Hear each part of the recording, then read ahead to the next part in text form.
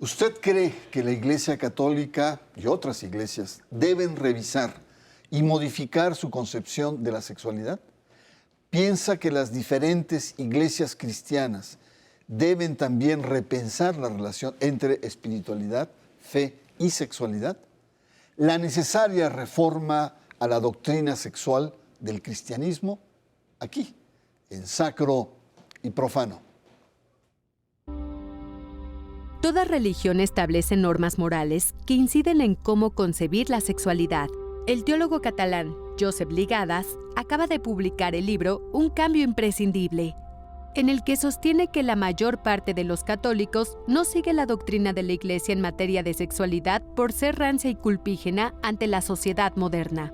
Jesús en su prédica hizo pocas menciones a la sexualidad. La conformación de un corpus sobre la sexualidad en el cristianismo lo encontramos en San Agustín de Hipona, un teólogo del siglo IV, quien moldeó la visión cristiana del sexo. Agustín argumentaba que el deseo sexual era equivalente a la lujuria, que había animado a Adán a aceptar la propuesta de Eva de probar la fruta prohibida del árbol de la sabiduría. Así fue asociado por primera vez el deseo sexual con los orígenes del pecado. Su manera de pensar fue quizás responsable del extenso legado de ansiedad frente al sexo en la Iglesia occidental. En el siglo XX, el Papa Juan Pablo II, en la Carta Apostólica a las Familias en 1994, dijo lo siguiente: «Qué lejos están las concepciones modernas para comprender fundamentalmente la sexualidad presentada por la revelación divina.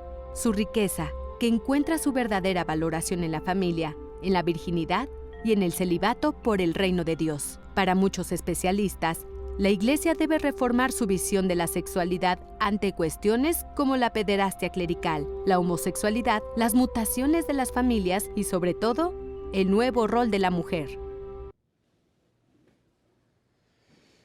Qué tema tan bravo, la verdad. Y sobre todo a raíz de la persistencia de los abusos sexuales del clero y los diversos informes, muchos de ellos atroces, como el de Irlanda, 20,000 infantes violados, Pensilvania, y recientemente el de Francia, con más de 300,000 niños abusados.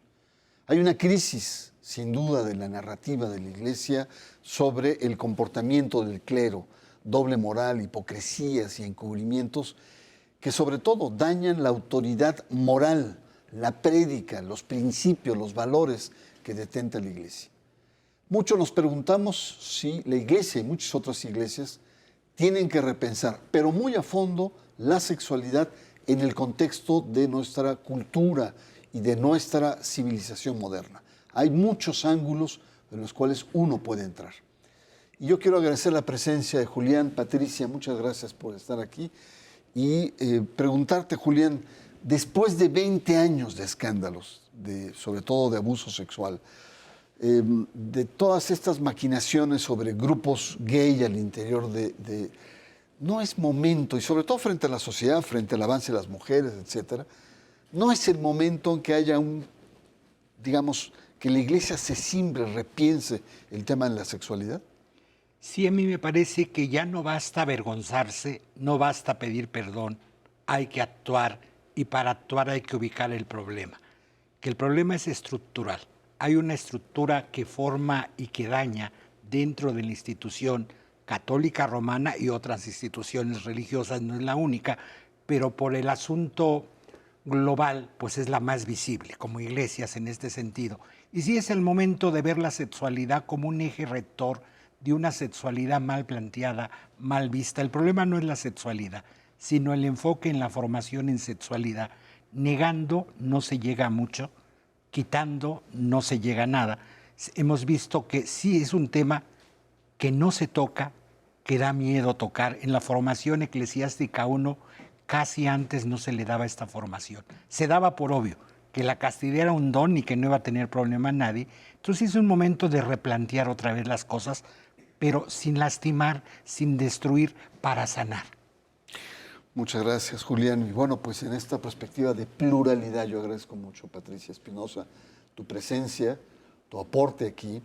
Y sí me gustaría mucho el conocer tu punto de vista. Es decir, ¿qué pasa cuando las prácticas que se promueven, como la castidad, el celibato, la virginidad, etcétera, pues como que entran en choque frente a una sociedad moderna que tiene ya otra concepción. No como en la cápsula se hablaba de este teólogo catalán que dice que los catalanes ya no toman para nada. En México todavía tiene mucha presencia y fuerza la Iglesia Católica. Pero la cuestión es si estas viejas concepciones ya son insuficientes en la cultura contemporánea. Bueno, ahí yo sería un poco más cuidadoso en el sentido de achacarle a la religiosidad todo el tema de las formas de ejercicio de la sexualidad. Muchos estudios serios han encontrado que la sexualidad de las personas es ejercida básicamente por dos pilares. Uno es su religiosidad, pero fundamentalmente su relación con las figuras parentales. Es decir, la propia familia tiene una dinámica que busca regular la sexualidad de sus integrantes, independientemente de si son religiosos o no son religiosos. Entonces, la religiosidad y la manera en que cada religión visualiza la sexualidad también influye, claro, pero no es determinante. Yeah. Entonces, desde esa perspectiva sí tendríamos que ver que va más allá de un tema de esta naturaleza. Es el trabajo con las propias familias. Naturalmente las familias, sobre todo a través de la figura paterna, se regula esto, que es una pasión, ¿no? Y que en la dinámica de las familias se busca regular las pasiones. Claro. Por lo que entiendo, Patricia, está el tema de la cultura en la cual, digamos, la práctica sexual se desarrolla. Y las culturas son muy diversas. Cuando vimos en el caso de Europa, pues en Europa con la secularización, lo religioso incide casi nada en este momento en los jóvenes. En cambio, si te entiendo bien, en culturas como las nuestras, donde lo religioso y el tipo de cultura que tenemos en las familias, en la sociedad, sí incide. Entonces, por lo tanto, ahí hay, digamos, un peso específico. Pues muy interesante. Vamos a una pausa. Hoy nos estamos preguntando en este programa si hay que hacer cambios profundos, replanteamientos de la sexualidad en las iglesias cristianas. Y por lo que nos plantea Patricia, nos dice, ojo, no solamente son las iglesias, es también en la cultura. Vamos a una pausa. Usted está en Sacro y Profano.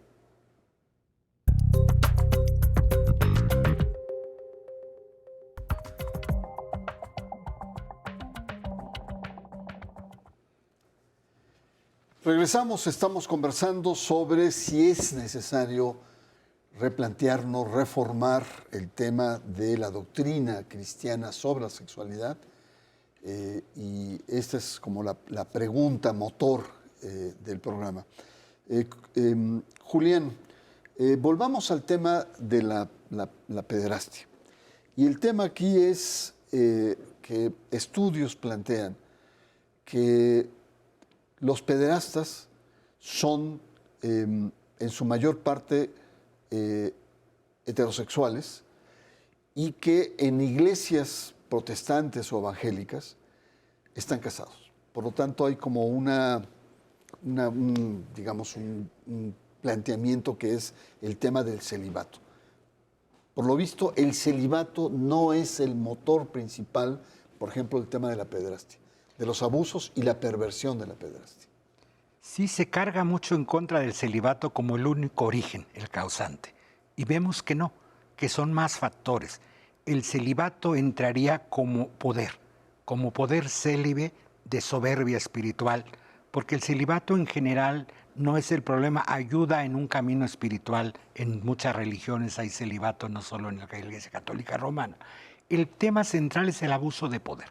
Y cuando el poder lleva connotación sagrada, se vuelve absoluto e intocable. Cuando ya una figura de poder ya no solo es terrenal, sino esto sagrado, causa, por eso se dice, ¿dónde está el juego del abuso entre un menor y un adulto? Es el asunto de poder, de relaciones de sumo poder, y la imagen de lo sagrado causa más miedo al infante, o sea, es más dañino el doble del asunto. Pero achacarle solo al celibato sí me parece desvirtuar el asunto, El celibato solito no tiene esta capacidad, porque si no, la solución sería desmontar el celibato en el sacerdocio católico romano y asunto arreglado. Es más complejo el asunto. Por supuesto que es mucho más complejo.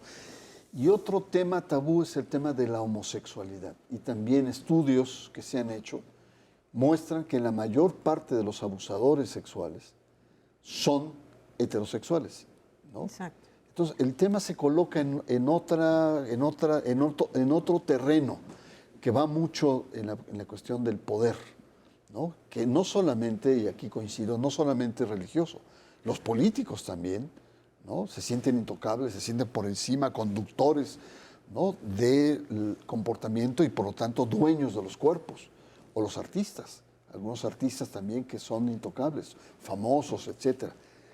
¿Cómo ves esta cuestión? ¿Cómo ves este rompimiento, ese mito de que los homosexuales son los violadores? No, esa es una falacia, está totalmente confirmada por toda la serie de estudios serios.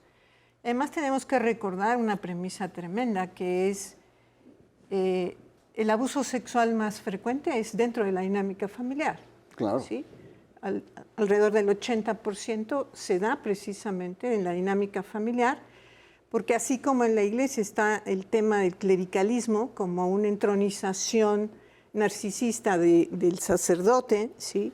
Pues también en la dinámica patriarcal maligna, porque hay patriarcados benignos, la dinámica patriarcal maligna, pues entonces también la figura masculina como padre, como hermano, la mayor parte de los abusadores sexuales en las familias son el hermano, el tío, el padre, el abuelo, etcétera. Y por lo tanto, la gran mayoría de ellos son heterosexuales. De manera que la homosexualidad no es el tema, el celibato tampoco es el tema de fondo del abuso sexual, ni dentro de la iglesia, ni dentro de la dinámica familiar. Es un tema de abuso de poder, de abuso de conciencia, de abuso de confianza, ¿no? Una simetría. Impunidad, nadie me va a hacer nada. El abusador abusa porque puede, sí. Porque puede hacerlo simplemente. Ya. Ahora, volvamos al tema de la iglesia, mi querido Julián. Y Jesús habló poco, ¿no? Fue sustancial algunos pasajes, etcétera, pero en realidad habló poco. Y en la cápsula se dijo que es hasta San Agustín en el siglo IV, donde el tema se coloca, digamos, con mayor sistematización. Pero la concepción que se tenía en ese momento era muy vinculado al pecado original, la sexualidad como el impulso que te lleva al pecado, ¿no? Y por lo tanto a la culpa. Te pregunto, ¿cómo es posible que muchas de estas reminiscencias del siglo IV, es decir, del año 300 de nuestra era, se hayan evolucionado 17 siglos hasta ahora? Digo, no es lineal y no es absoluto, pero hay muchas reminiscencias ahí. En la antropología bíblica hay una sana relación entre cuerpo y lo que después se va a llamar almas, que en la Biblia no habla de almas. Dios, Yahvé, es creador del espíritu, creador de los cuerpos. No hay dicotomía, espíritu-materia, es creador de todo. No hay un Dios de la bondad y uno de la maldad. El Dios bíblico es Dios de todo, creador de todo. Entonces los cuerpos no se miran como algo pecaminoso, algo material, algo sucio. Por lo tanto, las sexualidades se miran como don de Dios. Jesús, como buen judío, creyente judío, conoció las escrituras judías, tiene esta visión amplia de la sexualidad. No tiene un problema con su sexualidad, por eso no insiste tanto. Por eso no vamos a encontrar pasajes en el Evangelio donde para un católico contemporáneo sería lo central del mensaje y resulta que en este mensaje no. Entrarán al mundo cristiano gentes de otras culturas, de otras religiones. Hay religiones donde hay una deidad del bien, una del mal, una crea espíritus y otra crea cuerpos. Y somos cuerpos, espíritus más bien dicho, encerrados en un cuerpo. Entonces hay esta tensión terrible entre cuerpo y espíritu. Eso no es cristiano. Uno de los actores principales es Agustín de Hipona, pero no es el único. Hay una serie, Agustín de Hipona no tiene tanta fuerza que es el único. Vienen muchos cristianos, no judíos, con toda su carga cultural y carga religiosa en estas dicotomías, y luego el propio cristianismo a través de la historia irá creando esta dicotomía más fuerte, de tal manera que mucha gente cuando comulga hasta el día de hoy dice para la salvación de mi alma. Y algunos, ya no muchos afortunadamente, sacerdotes siguen insistiendo que su ministerio es para la salvación de las almas, no de los seres humanos. En el lenguaje hay dicotomía.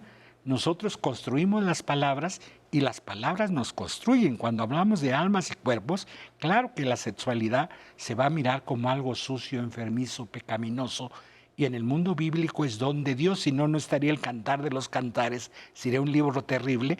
Esa es la sexualidad de un buen judío bíblico que aporta. Entonces tampoco el tema de la pederastía es el asunto bíblico. Ya, muy bien. Pues, tema de la mujer, que también es un tema central y es una de tus especialidades, Patricia Espinosa. Es decir, ahí también hay como una deuda de muchas iglesias cristianas y también de la Iglesia Católica en torno a su cuerpo como una potestad. Ahora tiene la mujer mayores elementos para poder hacer de su cuerpo una potestad. Ahí el tema creo que tiene que ver con este comparativo en el que se busca como modelo a María, la Madre de Dios. Y en ese sentido, todo lo que se aleje de ello es pecaminoso. De manera que la realidad es que pues María solo hay una y las demás mujeres pues podemos tener un modelo más o menos, que finalmente el modelo es Cristo para nosotros los católicos, ¿sí? Ella es una intercesora, pero en ese sentido María es casta, es pura, ¿sí? Es inmaculada antes, durante y después. Y esto se penetra en lo que es el modelo, el ideal de lo que tiene que ser la mujer cristiana, ¿no? Evidentemente se contrapone nuevamente con la naturaleza propia de la mujer. Y esto además se ha venido retroalimentando a través de los siglos con otras culturas, con otras teorías, con enfoques incluso psicologicistas a través del tiempo. Es decir, no todo, volvemos al punto, tiene que ver con el tema de la religiosidad. Tiene que ver con temas sociológicos también, con temas culturales, con temas de política, de economía, que fueron también generando retroalimentaciones en el rol de la mujer, en el papel de la mujer, un papel secundarizado. Recordemos que originalmente las civilizaciones eran matrilineales. El hombre tenía un plano muy secundario porque todavía no se hacía la asociación entre sexualidad y la procreación. Entonces la mujer era la madre y se acabó. Muy bien, vamos a una pausa. Regresamos con los apuntes finales y usted está en Sacro y Profano.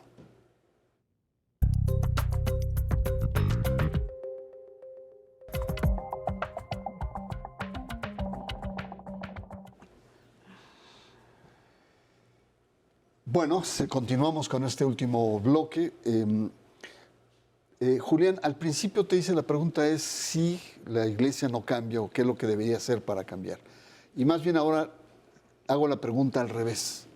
¿Qué pasaría si la iglesia no cambia su concepción, ¿no? Su manera de ver la iglesia, su manera de ver el matrimonio, su manera de conceptualizar la mujer, la cuestión de la infancia?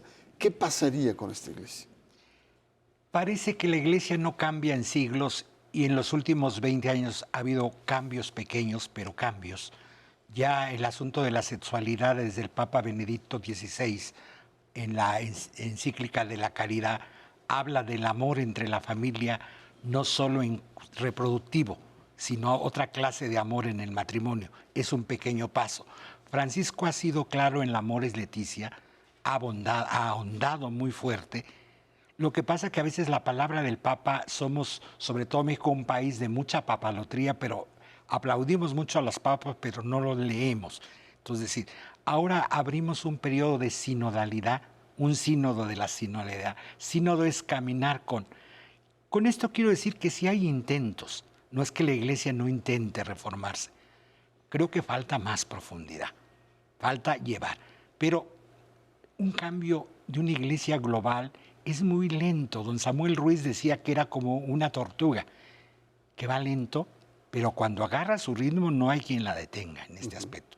Yo tengo mucha esperanza que sí haya cambios, lentísimos. Es una institución milenaria Y el mundo va muy rápido, lo que pasa que en toda la tecnología queremos cambios en segundos, pero tampoco la cultura cambia en general.